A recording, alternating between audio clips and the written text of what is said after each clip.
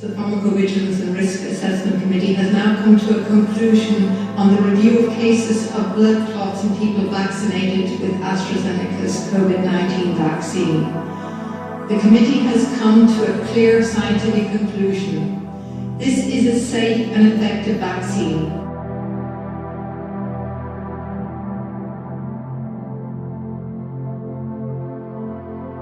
So the key message from our finding is that we found that recipients of the Pfizer vaccine, those who've had 2 doses, have about 5 to 6-fold lower amounts of neutralizing antibodies. Now these are the sort of gold standard private security antibodies of your immune system.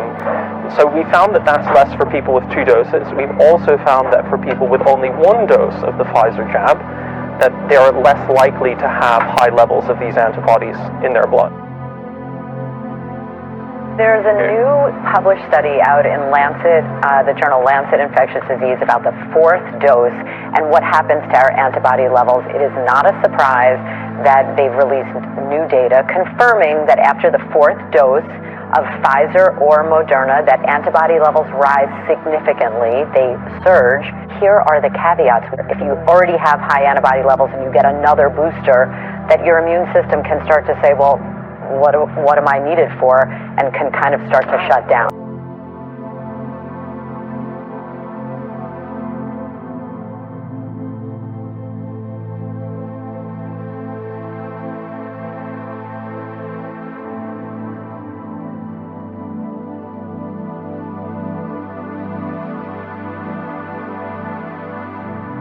The thing is, I think the reason we can't ignore it is because it's across all age groups, and particularly in the young. We're seeing 10 to 15% excess deaths in the age group between 24 and 59. And if you look back at the Pfizer data, it's crazy that more people don't know this. When you actually, they've reanalyzed the Pfizer data, and it actually shows in their data, which is the gold standard, that the vaccines do more harm than they do protect people. These are young, healthy people that are dying, and at the moment it seems the government, all they're doing is scrabbling around and, like I said, just sort of saying, well, it might be this or it might be that. You can explain maybe a little bit of a movement on the dial, but you can't explain 1,000 a week from that. It's ridiculous. To be honest with you, it's an insult to our intelligence. So it's been going on for a long time now. There's something going on there that poses a question. This isn't just an anomaly. This is something that's happening. I think this is serious enough now that they need some kind of independent public inquiry, because, you know, if you back out from all of this, there is data emerging across the world now which is showing a link between the vaccines, particularly the mRNA vaccines, and heart issues. And, you know, I've got no trust in the government, because when you look at what happened with the AstraZeneca vaccine, that was quietly withdrawn back in 2021. Now, European countries withdrew it in March. Our government dragged its feet and it quietly took it off the market in about June, July.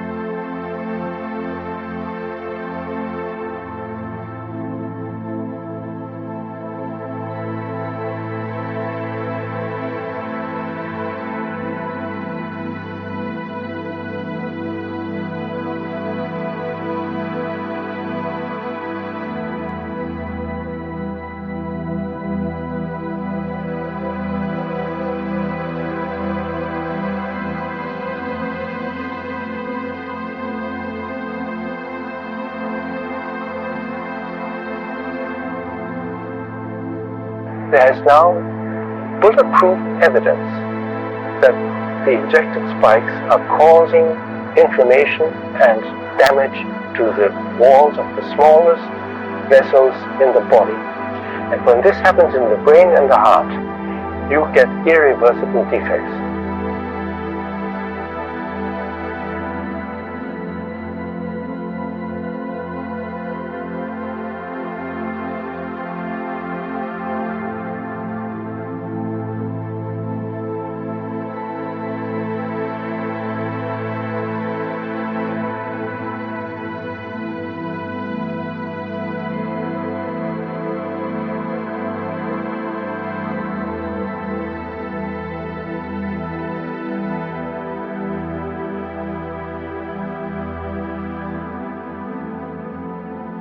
the world is engaged in the largest clinical trial, the largest global vaccination trial ever. And yet, despite the fact that we've now essentially clinically tested the vaccine on billions of people worldwide. But yeah, when they took her down to ICU, they asked her if there was anything in the room she wanted to take down with her. And she decided she wanted to take a pot of orange jelly. That was what she wanted. So she got wheeled down to ICU, clutching her pot of orange jelly. Wouldn't let it go. When she got down to ICU, they told her she couldn't eat because she was nil by mouth. So we put the pot of jelly up on the shelf. And before they induced her coma, we was talking, and she said how she wanted her pot of jelly when she woke up. So I promised I'd keep it for her.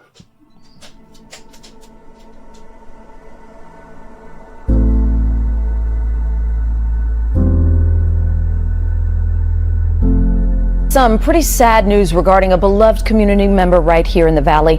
WAFF 48 Sports Director Carl Prather joining us now in studio. And Carl, this relates to the Buckhorn community actually celebrating the life of Terrence Robinson. Hey, good afternoon, Margo. Good afternoon, North Alabama and the Tennessee Valley. Terrence was affectionately known as T-Rob by his high school football and basketball teammates at Buckhorn High School. Over the weekend, Terrence Robinson unexpectedly died in his sleep over the weekend. Terrence was a member of the Bucks high school football team and a key member of the Buckhorn boys state basketball team that brought home a state championship in 2023. There he is at number 00 there. That was the first state basketball title for the Bucks since the 1990s. Earlier this afternoon, we had the opportunity to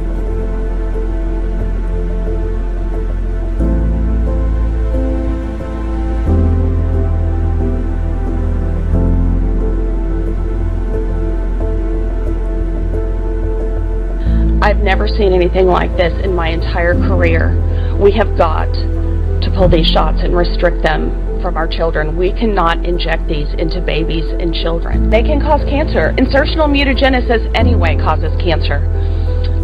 And that's the risk. That's why gene therapies were not brought to market for so many years, because there was a risk of causing cancer from insertional mutagenesis. There's no reason, once the FDA found out about this contamination, okay, and we looked to see endotoxin levels, but they've got them all redacted. Why would you redact them if you were trying to be transparent? Why would you hold the data for 75 years, all of the clinical data, for 75 years from these if you were trying to be transparent? Tell me why. There is something very unusual going on here that is being done differently than it's ever been done before. We don't give experimental products to pregnant women. We don't give experimental products to babies that have a death profile like this. It's not done. It's never been done before.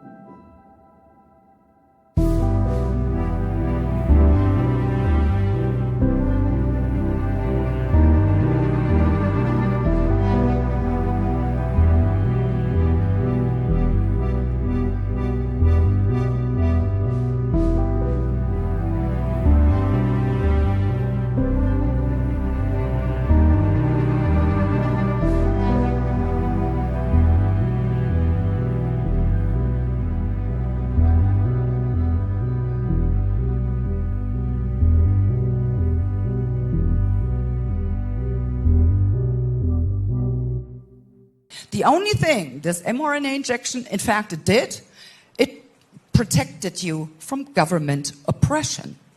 That's the only thing this mRNA injection worked out, but, I mean, not for very long, because they're going to get everyone. And when you take a look at where we are as a society, we have now the last 3 years particularly raised children that were born in that time. They grew up with a mindset that every other person is a potential threat. That's what we're looking at. I mean, I've seen accident victims that were in need of CPR, and they were just left to die there because the people were afraid to catch COVID if they administered CPR. Is that the society we want to live in? I don't. And yeah, it was about saving lives, wasn't it? I mean, all it was about saving lives. Likely to be one of the students over there in the student section, obviously, and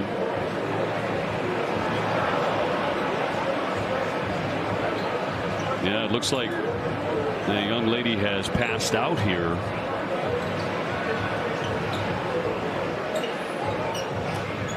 And they are taking her away.